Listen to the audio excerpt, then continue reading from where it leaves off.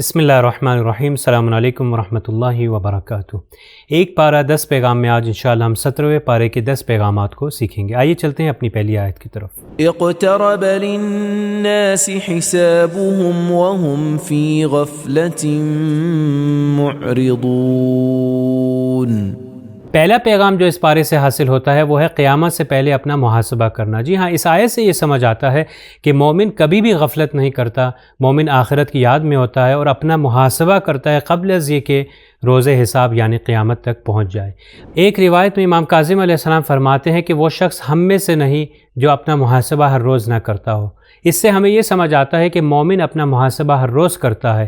اگر مومن اچھے اعمال انجام دیتا ہے تو اس کے لیے پروردگار سے دعا کرے کہ پروردگار اس کی توفیقات میں اضافہ فرمائے، اور اگر خدا نہ خواستہ گناہ کرتا ہے تو پروردگار سے اس کی معافی مانگتا ہے، کیونکہ کہیں ایسا نہ ہو کہ وہ روز حساب آ پہنچے اور اپنا حساب نہ کیا ہو۔ آئیے چلتے ہیں اپنی اگلی آیت کی طرف۔ فاسألوا أهل الذكر إن كنتم لا تعلمون۔ دوسرا پیغام جو اس پارے سے حاصل ہوتا ہے وہ ہے اہل علم سے سوال۔ جی ہاں، مومن اگر کسی چیز کے بارے میں نہیں جانتا تو وہ اہل علم سے ضرور سوال کرتا ہے، اور ایک یہ وجہ ہے کہ مومن چاہتا ہے کہ اس جہل کو اور جہالت کو اپنے آپ سے دور کر لے۔ ایک اور چیز بھی ہے کہ ہم اسی سے سوال کرتے ہیں کہ جو جواب دینے کی صلاحیت رکھتا ہو۔ جب ہم اہل بیت کے در پہ ہیں تو ہم اہل بیت سے سوال کریں گے، یا ان علماء سے یا مجتہدین سے سوال کریں گے جو اہل بیت کے در پر ہیں۔ یہی آیت تقلید کے بارے میں دلیل ہے اور پروف ہے کہ جس کے اندر یہ بیان کیا گیا ہے کہ اہل علم سے سوال کریں۔ ہم جانتے ہیں کہ اگر کوئی جاہل ہو، اگر کسی چیز کے بارے میں علم نہیں رکھتا تو وہ عالم کی طرف رجوع کرتا ہے، اور یہاں سے ہمیں یہ سمجھ آتا ہے کہ یہ بہترین دلیل ہے تقلید کے بارے میں کہ مجتہدین کی ہم جو تقلید کرتے ہیں۔ آئیے اب چلتے ہیں ہم اپنی اگلی آیت کی طرف۔ وما جعلنا لبشر من قبلك الخلد أفإن مت فهم الخالدون۔ تیسرا پیغام جو اس پارے سے حاصل ہوتا ہے وہ ہے موت کے لیے تیار رہنا۔ جی ہاں، مومن ہمیشہ موت کے لیے تیار رہتا ہے اور اپنی آخرت کے لیے سامان سفر کو تیار رکھتا ہے۔ اس آیت سے ہمیں یہ سمجھ آتی ہے کہ مومن کے یقین میں اضافہ ہو جاتا ہے، اور وہ یقین کر لیتا ہے اور وہ جانتا ہے کہ یہ دنیا جو ہے فنا پذیر ہے اور ختم ہو جائے گی، اور ایک برج کی طرح ہے، اور بالآخر ایک ایسی زندگی تک ٹرانسفر ہو جائے گا جو دارالبقا ہے اور وہ آخرت ہے۔ امام علی علیہ السلام فرماتے ہیں، اس وقت سے ڈرو جب تمہیں موت آئے گی اور تم اس وقت دنیا کو حاصل کرنے کے لیے خدا سے فرار کر رہے ہوگے۔ کیا وجہ ہے کہ انسان موت کے لیے تیار نہیں؟ شاید اس کی ایک بڑی وجہ یہ حب دنیا ہے کہ انسان جو ہے دنیا سے بہت محبت رکھتا ہے، اور انسان سمجھتا ہے کہ ہم نے اس دنیا میں ہمیشہ باقی رہنا ہے۔ آئیے چلتے ہیں اپنی اگلی آیت کی طرف۔ خلق الانسان من عجل۔ چوتھا پیغام جو اس پارے سے حاصل ہوتا ہے وہ ہے جلد بازی سے بچنا۔ جی ہاں، ہماری زندگی میں بہت سی ایسی سچویشنز ہوتی ہیں کہ جہاں پر انسان جلد بازی کرتا ہے۔ ہو سکتا ہے اپنی زندگی کے کئی کاموں کے بارے میں، کئی امور یا افیئرز کے بارے میں انسان جلد بازی کرے فیصلہ کرنے میں، یا ہو سکتا ہے دوسروں کے بارے میں فیصلہ کرنے میں انسان جلد بازی کرے، مگر اسلام اسی چیز سے بچاتا ہے۔ ٹھیک ہے، انسان کی خلقت میں جلد بازی ہے، مگر اگر اسی چیز کو اگر در اہل بیت علیہ السلام سے قرآنی اور اسلامی تعلیمات کے تحت اگر اس کی تربیت کی جائے تو ہم اس چیز سے بچ سکتے ہیں۔ امام علی علیہ السلام فرماتے ہیں، جلد بازی سے بچو کیونکہ جلد بازی خطا اور نقصان کا باعث بنتی ہے۔ مومن کو چاہیے کہ کبھی بھی اپنی زندگی میں جلد بازی نہ کرے۔ آئیے چلتے ہیں اپنی اگلی آیت کی طرف۔ وَتَاللَّهِ لَأَكِيدَنَّ أَصْنَامَكُمْ بَعْدَ أَن تُوَلُّوا مُدْبِرِينَ۔ پانچواں پیغام جو اس پارے سے حاصل ہوتا ہے وہ ہے دشمن کے مقابلے میں واضح اور شفاف موقف۔ اس آیت میں بیان ہو رہا ہے حضرت ابراہیم علیہ السلام بت پرستوں کے بارے میں کہہ رہے ہیں کہ جب تم لوگ چلے جاؤ گے تو میں ضرور کچھ نہ کچھ تدبیر کروں گا۔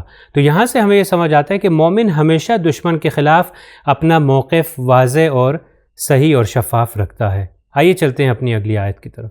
اف لکم ولما تعبدون من دون اللہ افلا تعقلون۔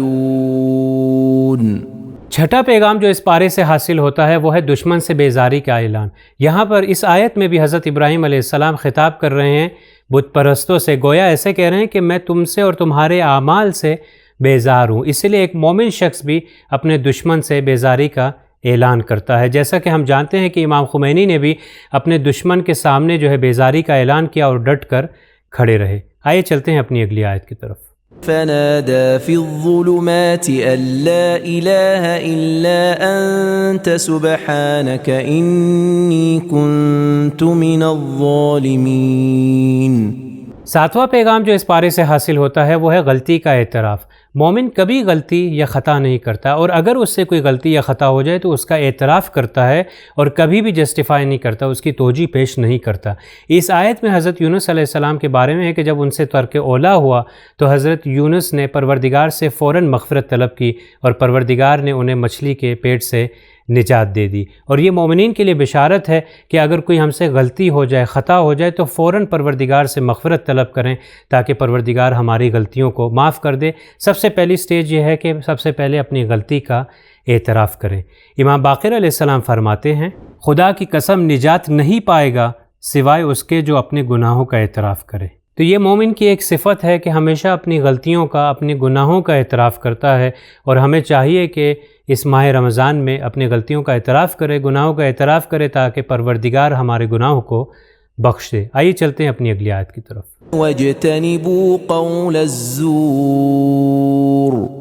آٹھواں پیغام جو اس پارے سے حاصل ہوتا ہے وہ ہے غنا سے اجتناب۔ ابو بصیر کہتا ہے، میں نے امام صادق علیہ السلام سے اس آیت کے بارے میں قول الزور کے بارے میں پوچھا کہ اس سے کیا مراد ہے، تو امام نے فرمایا قول الزور سے مراد ہے غنا۔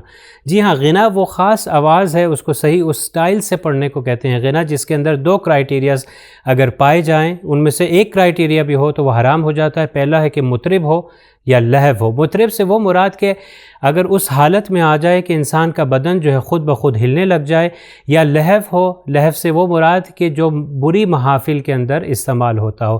اگر ان میں سے ایک بھی چیز پائی جائے تو وہ چیز اور وہ غنا حرام ہے۔ راوی کہتا ہے کہ میں باتھ روم میں تھا اور ہمسائے میں سے ایک کنیز کے غنا کی آواز آ رہی تھی، تو میں نے تھوڑا سا لمبا ادھر انتظار کیا تاکہ میں اس کو غنا کو سنتا رہوں۔ پھر بعد میں باہر آیا اور جب رات کو امام صادق علیہ السلام کی خدمت میں گیا تو امام صادق علیہ السلام نے اپنی محفل میں کہا غنا سے بچو، پھر اس آیت کی تلاوت کی، پھر کہا غنا سے بچو، اس آیت کی تلاوت کی۔ راوی کہتا ہے کہ کئی بار امام نے کہا غنا سے بچو اور اس آیت کی تلاوت کرتے رہے، اور راوی کہتا ہے کہ میرے لیے بیٹھنا اس محفل میں بہت مشکل ہو گیا اور مجھے یقین ہو گیا کہ امام جو ہے وہ میرے بارے میں ہی کہہ رہے ہیں۔ جی عزیزان محترم، ہمیں خاص خیال رکھنا چاہیے نوحوں میں، قصیدوں میں اور مرثیوں میں کہیں ایسا نہ ہو کہ ہم غنا کو ان اچھے الفاظ کے اندر لے کر آئے۔ آئیے چلتے ہیں اپنی اگلی آیت کی طرف۔ أذن للذين يقاتلون بأنهم ظلموا وإن الله على نصرهم لقدير۔